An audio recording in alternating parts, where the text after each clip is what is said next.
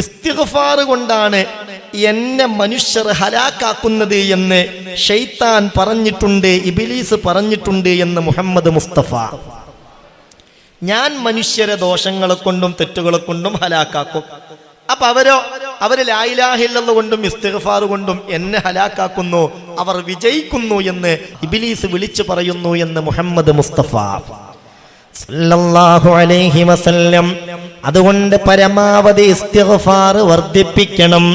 ഹദീസ് കേൾക്കണ്ട സഹോദരാ സഹോദരി, അബൂബക്കർ സിദ്ദീഖ് റളിയല്ലാഹു അൻഹു പറയുകയാണ്, ഹബീബായ നബി തങ്ങൾ പറഞ്ഞതാണ്, അലൈക്കും ബിലാ ഇലാഹ ഇല്ലല്ലാഹ് വൽ ഇസ്തിഗ്ഫാർ.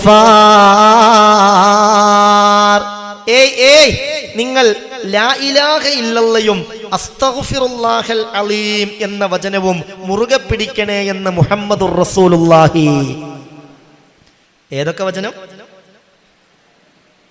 ഒന്ന് ലാ ഇലാഹ ഇല്ലല്ലാഹ്, പിന്നൊന്ന് അസ്തഗ്ഫിറുല്ലാഹൽ അലീം, അസ്തഗ്ഫിറുല്ലാഹൽ അലീം, അസ്തഗ്ഫിറുല്ലാഹൽ അലീം ഫഅക്സിറൂ മിൻഹാ. അതെപ്പോഴെങ്കിലും ഒന്ന് ചൊല്ലണമെന്നല്ല പറഞ്ഞത്. ഏതെങ്കിലും ഒരു മജ്ലിസിൽ ഉസ്താദ് ഒന്ന് ചൊല്ലാൻ പറയുമ്പോ അപ്പോൾ ഒന്ന് ചൊല്ലാൻ മാത്രമല്ല പറഞ്ഞിട്ടുള്ളത്. ഫഅക്സിറൂ ഫീഹാ ഫഅക്സിറൂ മിൻഹുമാ. ലാ ഇലാഹ ഇല്ലല്ലയും അസ്തഗ്ഫിറുല്ലാഹൽ അലീം ഇത് രണ്ടും മുറുകെ പിടിച്ചോളൂ. ഇനി കേൾക്കി.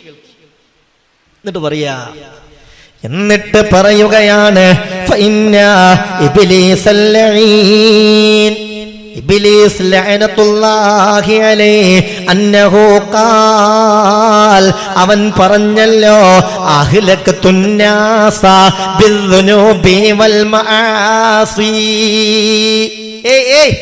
അഹ്ലകതുൻ നാസ, ജനങ്ങളെ ഞാനങ്ങ് നശിപ്പിച്ചു, ജനങ്ങളെ ഞാനാട്ടെ ഹലാക്കാക്കി. എങ്ങനെ? ബിദ്ദുനൂബി വൽ മആസി, തെറ്റുകുറ്റങ്ങൾ ചെയ്യിപ്പിച്ച്, ദോഷങ്ങൾ ചെയ്യിപ്പിച്ച്, അല്ലാഹുവിൽ നിന്ന് എങ്ങനെയെങ്കിലും അവരെ അകറ്റാനുള്ള പ്രവർത്തനം ഞാൻ കാഴ്ചവെച്ചു, തെറ്റുകൾ അവരെ കൊണ്ട് ചെയ്യിച്ചു, അങ്ങനെ അവരെ ഞാൻ ഹലാക്കാക്കി. എന്നാൽ കേൾക്കണോ, വഅഹ്ലകൂനി ബിലാ ഇലാഹ ഇല്ലല്ലാഹ് വൽ ഇസ്തിഗ്ഫാർ. അപ്പൊ അവര് എന്നെ നശിപ്പിച്ചത് എങ്ങനെയെന്നറിയോ? അവരെന്നെ ഹലാക്കാക്കിയത് എങ്ങനെയെന്നറിയോ? ലാ ഇലാഹ ഇല്ലല്ലാഹ് അസ്തഗ്ഫിറുല്ലാഹൽ അലീം ഇതുകൊണ്ട് അവര് എന്നെ നശിപ്പിച്ചു. ഫലത്തിൽ എന്റെ പണികളൊക്കെ വെറുതെയായി. ആ വാക്കിന്റെ വചനം കൊണ്ട് അവർക്ക് അല്ലാഹു പുറത്തു കൊടുക്കുകയും അല്ലാഹുവിന്റെ ഇഷ്ടം അവർ നേടുകയും ചെയ്തു എന്ന് ഇബ്ലീസ് വിളിച്ചു പറയുന്നു എന്ന് മുഹമ്മദ് മുസ്തഫ സല്ലല്ലാഹു അലൈഹി വസല്ലം. ഒരു കാര്യം ആദ്യം ഉറപ്പിച്ചോളൂ, എത്ര വലിയ തെറ്റ് ചെയ്തവർക്കും തൗബയുണ്ട്. ആരും നിരാശരാവണ്ട. കഴിഞ്ഞ ഞായറാഴ്ച മഞ്ചേരിയിൽ ക്ലാസ് ഉണ്ടായിരുന്നു. ഇതുപോലെ തന്നെ നേരത്തെ പലരും വരും. 7-8 മണിയാകുമ്പോഴത്തേക്ക് ഓരോ സങ്കടങ്ങൾ പറഞ്ഞു വരും. ആ കൂട്ടത്തിൽ ഒരു ഉമ്മ വന്നിട്ട് ഭയങ്കര കരച്ചിലാണ്.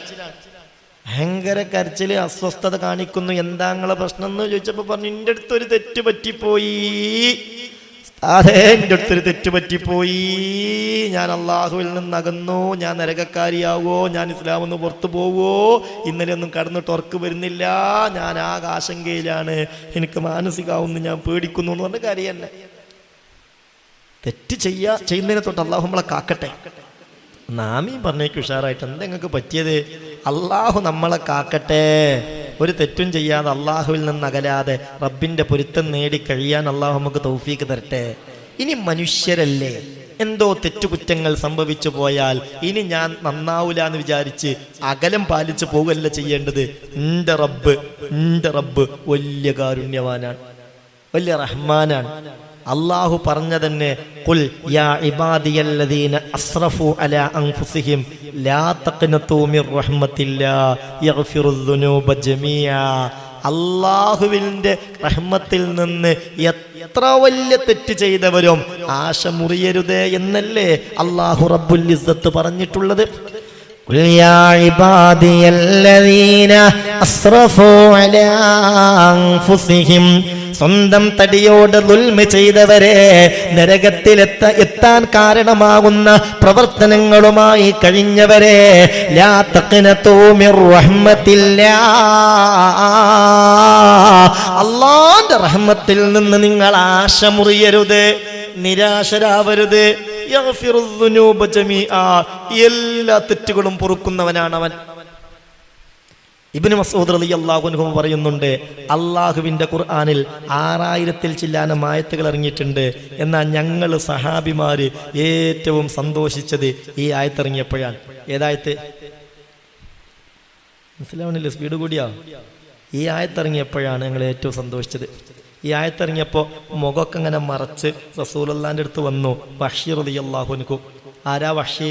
റസൂലുള്ളാന്റെ പിതൃവ്യനായ ഹംസ റളിയല്ലാഹു അൻഹുവിനെ ഉഹുദ് യുദ്ധത്തിൽ ചാട്ടുളി ചെയ്ത് കൊലപ്പെടുത്തി. ആ കാരണത്താലാണ് അദ്ദേഹത്തിന്റെ വാരിയെല്ലൊക്കെ വെട്ടി നുറുക്കിയിട്ട് കരള് പറിച്ചെടുത്ത് ആ കരള് കടിച്ചു തുപ്പിയത് ഹിന്ദെന്ന പെണ്ണ് റസൂലുള്ളാന്റെ മുന്നിൽ നിന്നായിരുന്നു. അതുകൊണ്ട് വഹ്ശിനെ കാണുമ്പോൾ റസൂലുള്ളാഹ് ഇടങ്ങാറാണ്. റസൂലുള്ളാഹിക്ക് ഈ രംഗം ഓർമ്മ വരും. അത് വഹ്ശിക്കറിയാം. പിന്നെ വഹ്ശി റസൂലുള്ളാഹിന്റെ അടുത്ത് പോവില്ല.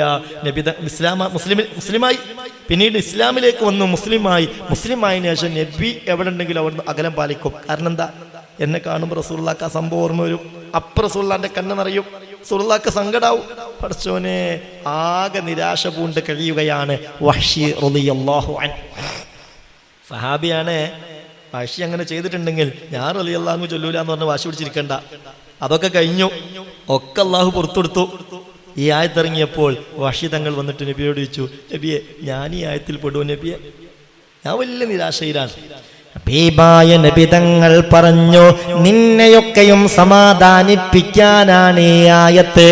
ഖുൽ യാ ഇബാദിയല്ലദീന അസ്റഫൂ അലാ അൻഫുസിഹിം, സ്വന്തം നഫ്സിനോട് ഇസ്റാഫ് കാണിച്ചവരെ, അതിക്രമം കാണിച്ചവരെ, ഹറാമാത്തുകൾ ചെയ്തു കഴിഞ്ഞവരെ, അല്ലാഹ്ക്ക് പൊരുത്തമില്ലാത്തതുമായി ബന്ധപ്പെട്ട് കഴിഞ്ഞവരെ, എത്ര വലിയ തെറ്റാണ് നിങ്ങൾ ചെയ്തതെങ്കിലും ലാ തഖ്നതൂ മിർ റഹ്മത്തില്ലാഹ്,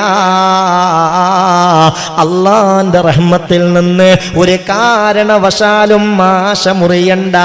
യഗ്ഫിറുദ്ദുനൂബ ജമീആ, എല്ലാ ദോഷങ്ങളും പൊറുക്കുന്നവനാണ് പടച്ച തമ്പുരാൻ. അല്ലാഹുവേ, രാജാതിരാജനായ റബ്ബേ, ഈ കൂട്ടത്തിൽ ഈ മുഅ്മിനീങ്ങളിൽ നിന്ന് എന്തൊക്കെ തെറ്റുകുറ്റങ്ങൾ സംഭവിച്ചു പോയിട്ടുണ്ടെങ്കിലും നീ മാപ്പാക്കി തരണേ റബ്ബേ. ഇത് ഞങ്ങളൊരു തൗബായിട്ട് തന്നെ ഒന്ന് സ്വീകരിക്കണേ റബ്ബേ. ഇനി എത്രയാണെങ്കിലും റസൂലുള്ള പറയാണ്, നിങ്ങൾ തെറ്റ് ചെയ്ത് ആഘോഷം മുട്ടേ തെറ്റ് ചെയ്താലും നിങ്ങൾ നിരാശരാവരുതെന്നല്ലേ ഹദീസ്.